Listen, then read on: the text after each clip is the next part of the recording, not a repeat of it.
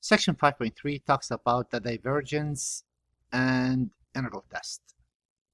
Well, we have a theorem that states if a series converge, then the limit of the sequence part of the series must equal 0. Now, that helps us with proofs, but as far as using it all throughout the remaining sections, that doesn't help very much, except this is saying if A, then B, which means we're doing A implies B. So something like, if it rains,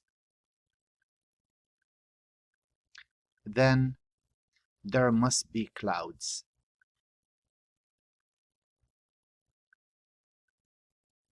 Now, A implies B, you can get out of it one true condition. Not A, if it doesn't rain, then that doesn't mean there are no clouds. It could not rain and there would be clouds. So not A does not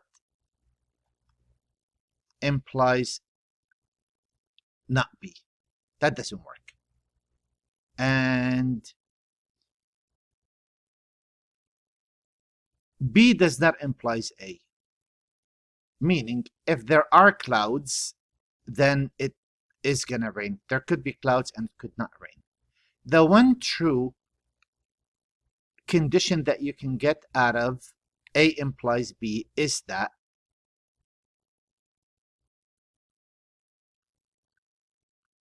not B would implies not A.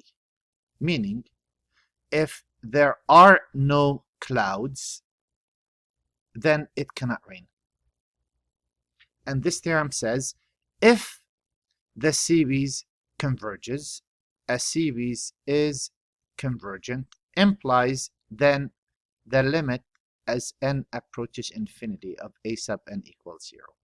The one true condition we can get out of it, if the series is, if the limit does not equal 0, then this series cannot converge, therefore it diverges, and that is a star test.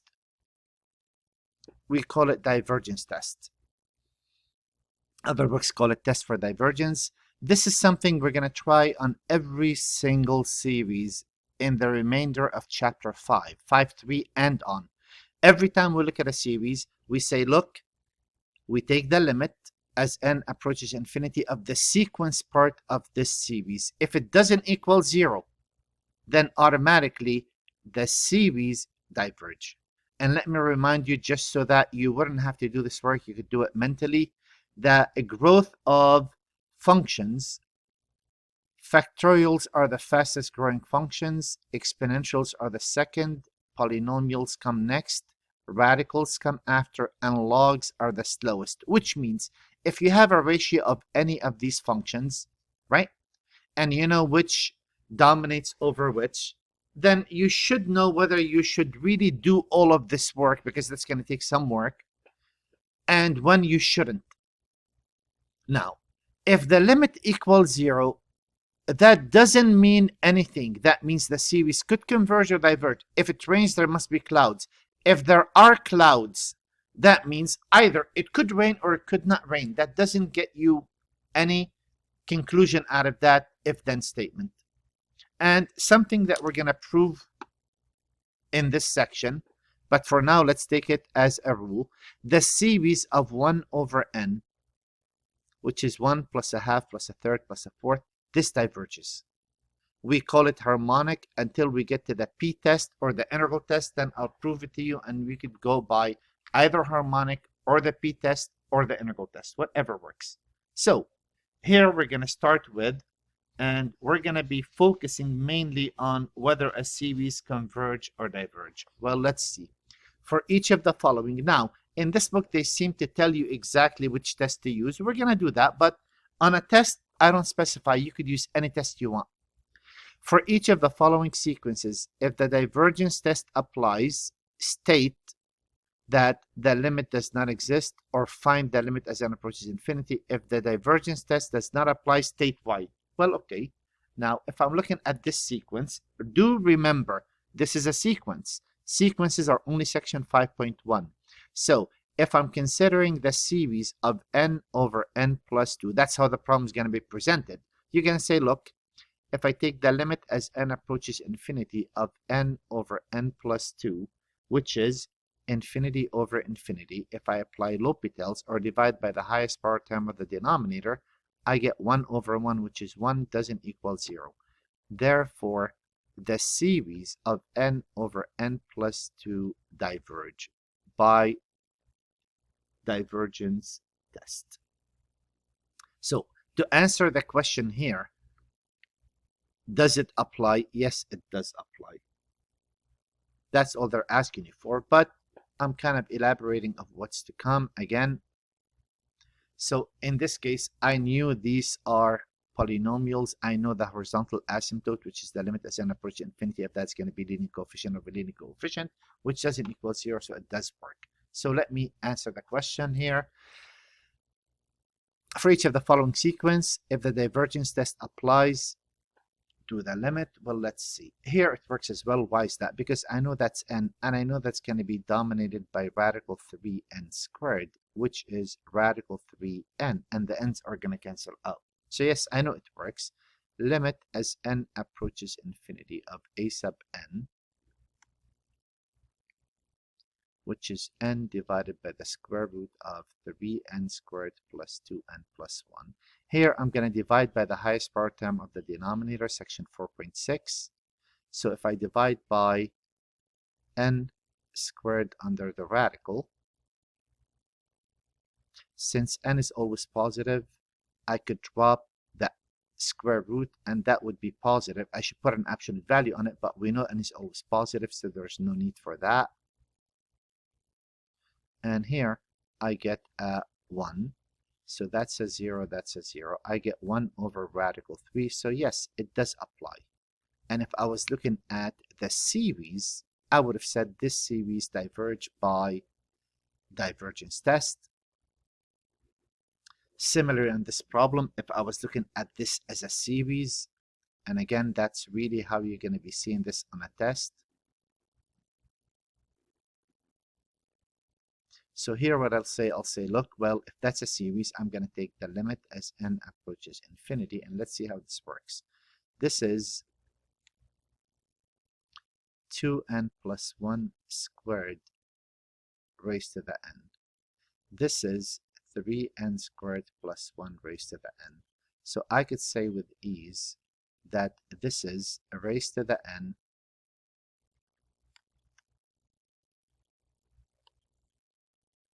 two n plus 1 squared over 3n squared plus 1. And I could also say limit as n approaches infinity, and that is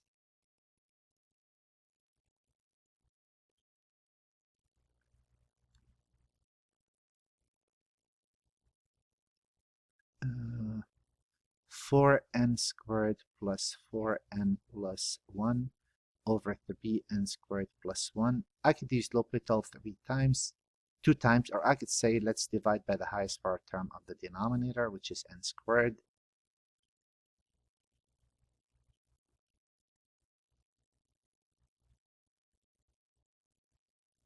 So I'm really looking at the limit as n approaches infinity of 4/3 raised to the n, and we know this is geometric. R is bigger than 1, that equals infinity. So we know this is going to diverge, and we go from there. So this here still doesn't equal 0. So yes, it still applies. So the test will be useful. The test would be useless if I know the limit is going to equal 0, and there's no point in me taking the limit and wasting my time. And how do I know that? Well, either you use those, or you look from previous knowledge and sections. The next problem up is this problem. Well, I could split this up. I could say, look, that is 2 to the n over radical 10 to the n plus 3 to the n over radical 10 to the n.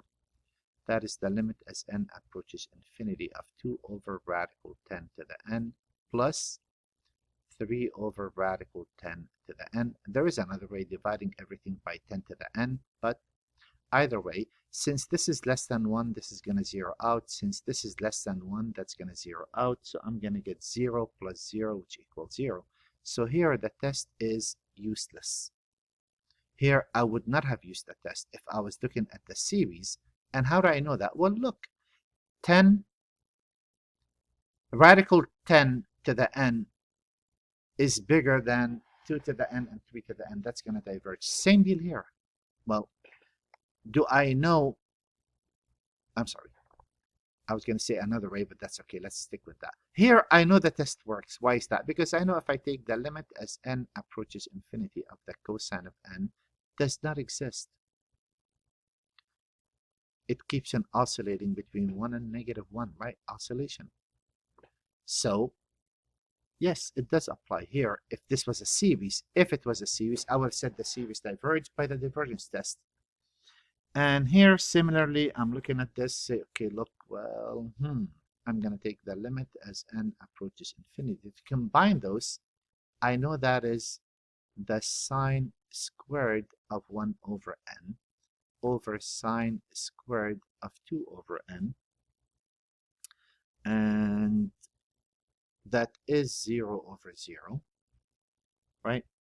So I would say, well, a couple of things.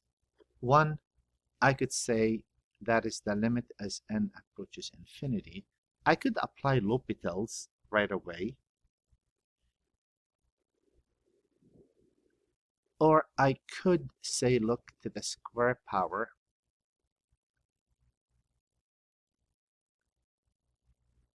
and I could apply L'Hopital on the inside. That saves me time. So the derivative of the inside would be the cosine of 1 over n times -1 over n squared. The cosine of 2 over n times -2 over n squared. The n squares cancel out. That's a positive. That approaches 0. That approaches 0. So I'm looking cosine of 0 times 1, which is 1. Cosine of 0, which is 1 times 2 to the n. And I get that to be not n. I was going to say it does work. Squared. So that is 1/4, which doesn't equal 0. So yes, here it would be beneficial. If this was a series, I would have said this series diverge because the limit does not equal 0. So think of all of these problems as series. If this was the series of, then I would take the limit as n approaches infinity. Here it's useless. Why? Because I know natural log of n is the slowest growing function. Any other function is going to dominate. This limit is going to be 0.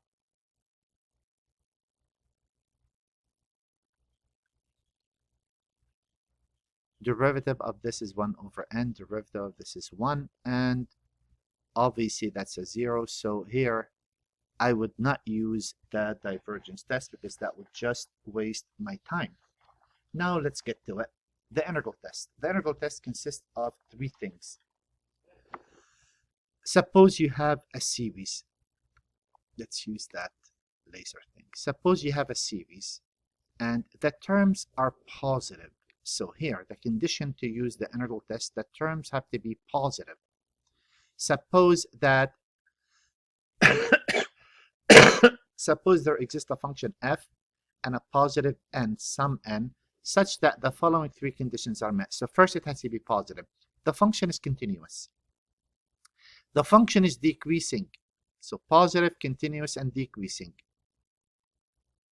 Then I'll take the limit, I'll take the integral where f of n is f of x and look at that and then check both converge or both diverge. If this integral converge, this series converge, even though you're not running from 1, you're running from n, and I'll give you why that works.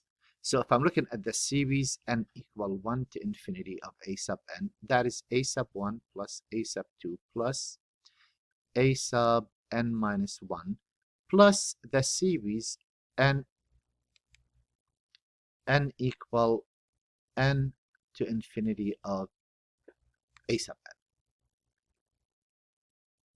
So something like a sub 1, a sub 2, a sub 3, a sub 7, this will be from a to infinity. Now, if this series converge, adding finite amount of terms to it is not going to change that. And if this series diverge, adding a finite amount of terms to it is not going to change that, which is why you really shouldn't stick with the 1. Now, where does the 1 come in handy? The 1 comes in handy when you want to show that a function is decreasing. Even though we agreed that factorial is the fastest growing function, the exponential is the next, but it takes time for an exponential to dominate over a polynomial. Eventually, any exponential will dominate over any polynomial. But for the 2 to the x to dominate over x to the 100, you have to reach a certain number. The graph looks like this. It peaks up, then it levels down because the x squared in the denominator, actually I got it backwards, I apologize. If I had x to the 100 divided by 2 to the x, well, x to the 100 is going to dominate for some time. That's the end we're talking about. From this point on, if this series diverge, the first sum of terms is not going to change that. And if this converge, the sum of the first n terms is not going to change that. So let's play along. Now we're going to make a deal. If n only appears in the denominator, then you could assume the function is decreasing, no issue there. So we look at this. It says use the integral test. Again, in your test, I say specify, use whatever you want. Here we see that this is positive. It is continuous. It's not continuous at n equal -5, but n is always positive. And we could say it's decreasing automatically. Then what we do, we integrate from 1 to infinity, 1 over the square root of x plus 5 dx. Now, if both of those either decrease or either converge or diverge, if the integral converge, then that converge, the series converge, and vice versa. Well, let's see how this plays.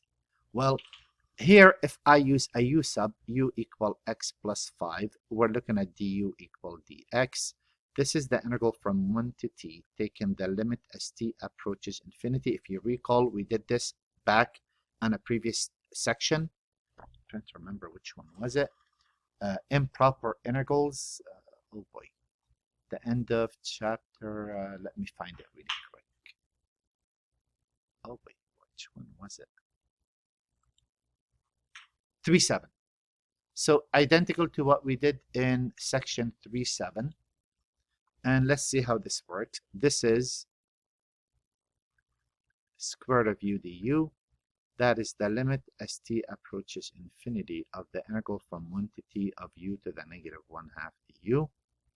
We say that is the limit as t approaches infinity. Add 1 to the power, divide by that. And notice here, we don't make a change of limits. That's unwise. And u was x plus 5 evaluated from 1 to t. Limit as t approaches infinity of twice square root of t plus 5 minus twice the square root of 1 plus 5, 6. We know this approaches infinity. So this is infinity. Therefore, the series diverge by the integral test. Now here's the deal. If there's only one series, only one, because later on we're going to use the comparison test and limit comparison test, and you're going to compare the series to another. By you saying it diverge, there better be only one series. If there's more than one, you would say, therefore, the series n equal 1 to infinity, 1 over square root of n plus 5 diverge by the integral test. So let's be very specific about this. This will suffice if there's only one series present. If there's more than one, you have to specifically state which one. Here we go again, another one of those. This is positive. It is continuous. It is decreasing. It's not defined from n equal 1, but n starts at 2. So we're going to integrate from 2 to infinity, 1 over x natural log of x dx. And we know how this plays. Anytime you see a natural log and an integral, that's a straightforward integral. You let u equal that. It's either going to be, oh wait, that's my cat. Give me a sec. Dx. So this is going to be a u,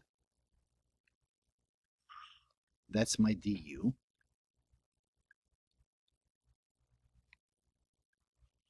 evaluated from 2 to t, taking the limit as t approaches infinity. That would be the limit as t approaches infinity of natural log of u, evaluated from 2 to t, but I need to put u back before I can proceed. T approaches infinity of natural log of x, evaluated from 2 to t. That is the limit as t approaches infinity of natural log of t minus natural log of 2. This is a constant. Here, keep in mind how this plays. As t approaches infinity, this approaches infinity. And if that approaches infinity, then natural log as t gets bigger, that is infinity, minus a number is irrelevant. So that is infinity, therefore diverge by the integral test. Again, there's only one series present, so I don't need to really worry about restating the series. If there was more than one, then you would have to state which one you're talking about. And we're always going to go toward the original or back to the original. Now I'm looking at this problem, and we're going to do the same deal. Well, let's see how this plays. We're going to say, look, this is positive, this is continuous. Decreasing is an issue because I see n appearing in both, so you have to prove that it's decreasing. How do you do that? You take a derivative. If the derivative is negative, the function is decreasing. That's where this capital N might come in, because it might be decreasing from 5. So you integrate from 5, but the assumption works for 1 as long as it's continuous. The derivative of the top is e to the x times 1 plus e to the 2x minus the top times derivative of the denominator, that is e to the 2x times 2, all over the denominator squared. So that is, if I factor e to the x out of the top, I'm looking at 1 plus e to the 2x minus 2e to the 2x divided by 1 plus e to the 2x squared. Oops. So if I set the derivative equal to 0, and where does f prime not exist? Well, nowhere. The denominator can never be 0. This is always bigger than 0. E to the x equals 0 is useless. 1 minus, this is e to the 2x equals 0. That's when 1 equal e to the 2x. That's when natural log of 1 equal 2x. That's 0. That means when x equals 0,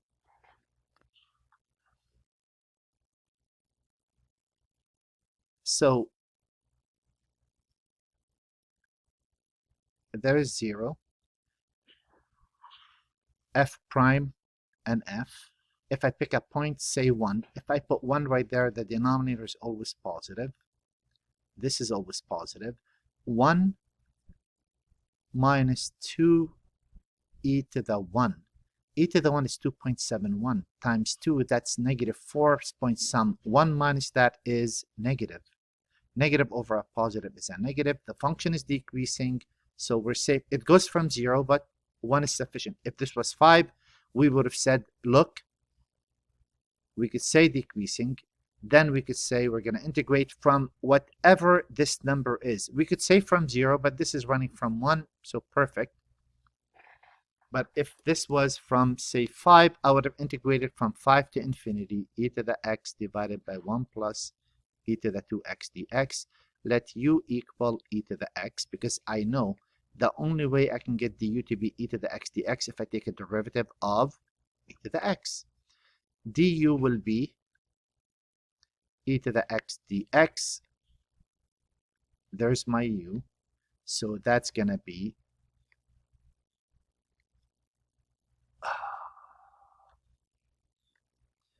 the integral from 1 to t, taking the limit as t approaches infinity.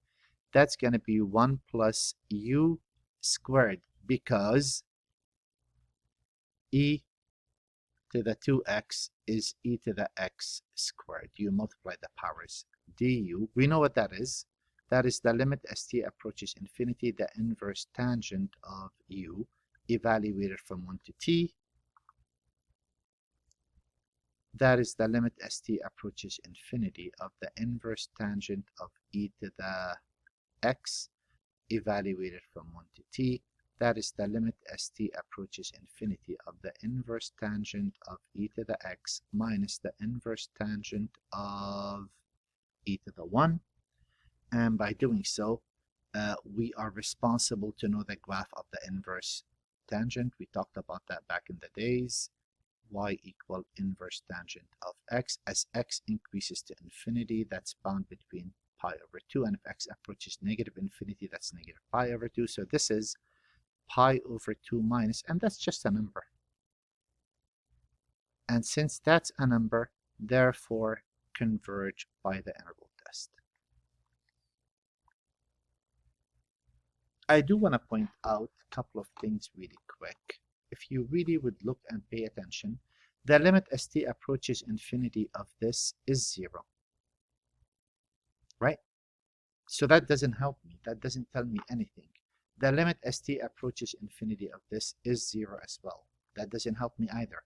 The limit as t approaches infinity of this is 0. Again, that doesn't help me. Some of those converge, some of those diverge. Having the limit of the sequence equals 0 is useless. Sometimes I get the limit equals 0 and I get it to diverge. And sometimes I take the limit and I get it to be 0 and it converge. So that doesn't help me in any way. And here we follow the same thing. This is positive. It is continuous and it's decreasing because n appears in the denominator. Automatically we integrate from 2 to infinity. 1 over x natural log of x squared dx. Let u equal natural log of x. Du is 1 over x dx. So I put my u right there. And du is automatically given u squared du, the integral from 2 to t, the limit as t approaches infinity. That becomes the limit as t approaches infinity of the integral from 2 to t of u to the negative 2 du. That is the limit as t approaches infinity of, add 1 to the power, divide by that, negative 1 over u. So it's negative 1 over u was natural log of x.